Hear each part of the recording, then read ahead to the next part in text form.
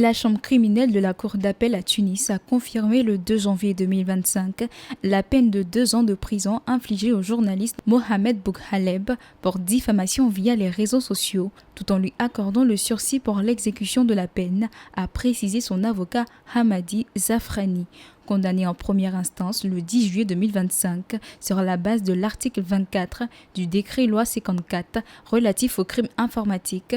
Boukhaleb avait été placé en détention provisoire en avril 2024 avant d'être libéré en février 2025.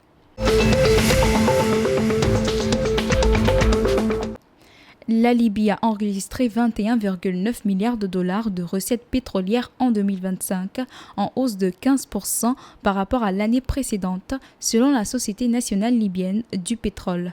La production moyenne a atteint 1374 millions de barils par jour, le niveau le plus élevé de la dernière décennie.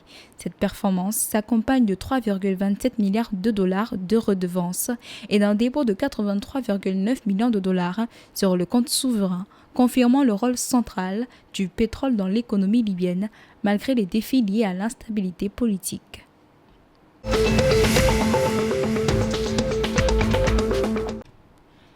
Le Maroc mise sur le développement graduel de ses infrastructures de gaz naturel liquéfié, GNL, pour tirer parti de l'expansion attendue du marché mondial d'ici 2030. Le projet de Nador Westmed, prévu pour mi-2026, accueillera la première unité flottante de stockage et de regazéification, tandis que le futur port de Dakhla Atlantique, attendu en 2028, servira de hub industriel et logistique. Cette stratégie vise à sécuriser l'approvisionnement énergétique et à soutenir l'exportation d'hydrogène vert.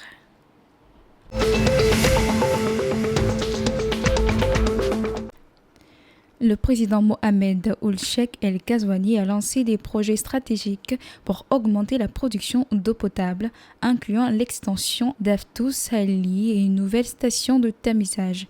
Depuis 2020, la production est passée de 132 000 à 200 000 m3 par jour et les nouvelles infrastructures devraient porter la capacité à 240 000 m3 par jour.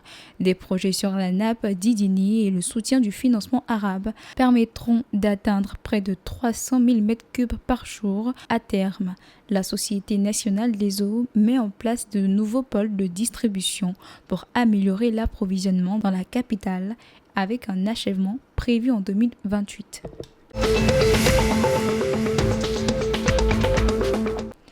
Le MC Alger, leader du championnat, a ramené un match nul de 1-1 de son déplacement chez la JS Kabylie, en match en retard de la 6e journée au stade Hossein Haït Ahmed de Tizi Ouzou le 2 janvier 2026.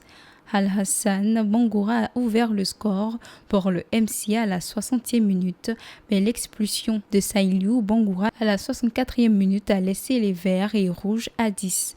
Profitant de l'infériorité numérique des visiteurs, les Canaries ont égalisé sur penalty à la 82e minute grâce à Mohamed Amin Madani, offrant un point crucial aux deux équipes.